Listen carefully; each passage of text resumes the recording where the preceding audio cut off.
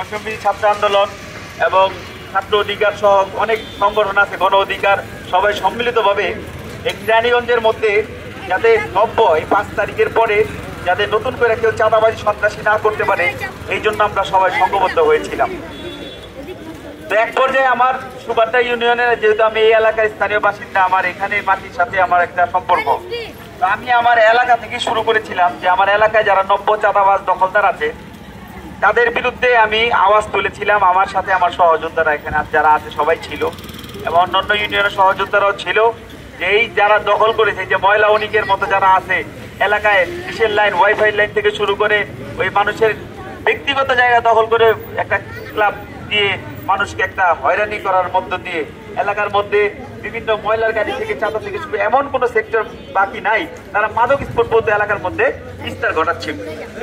এইটার প্রতিবাদে আমি একটা প্রতিবাদ করার কারণে তারা যেই অতর্কিতভাবে বহিরাগত সন্ত্রাস এনে আমার উপর যে হামলাটা, মর্মান্তিক হামলাটা চালায়, এটা আসলে এটা খুবই দুঃখজনক।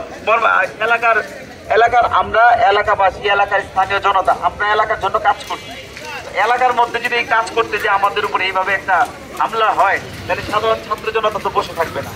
ঠিক, এটা মেনে নেওয়া যায় না। একটা কথা হচ্ছে, আমরা যদি অন্যায় করতাম, অন্যায়ের সাথে থাকতাম, তাহলে একটা কথা ছিল আমরা অন্যায়ের বিরুদ্ধে ছিলাম।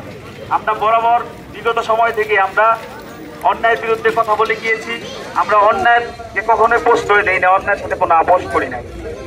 আমরা আজকে এই চাঁদাবাজ দখলদারের বিরুদ্ধে কথা বলার কারণে আমার উপরে হামলা হয়েছিল। ইনশাল্লাহ আমি আপনাদের একটা মেসেজ দিয়ে দিই, কেরানীগঞ্জের মাধ্যমে, কেরানীগঞ্জ থেকে আমরা ইনশাল্লাহ শুরু করলাম। এই কেরানীগঞ্জে কোথাও জায়গা দখল, ভূমি দখল থেকে শুরু করে চাঁদাবাজি, মাদক আমরা হইতে দিব না ইনশাল্লাহ। আমরা ছাত্র জনতা যেখানেই সমস্যা দেখবো ইনশাল্লাহ ঝাঁপিয়ে পড়বো ইনশাল্লাহ।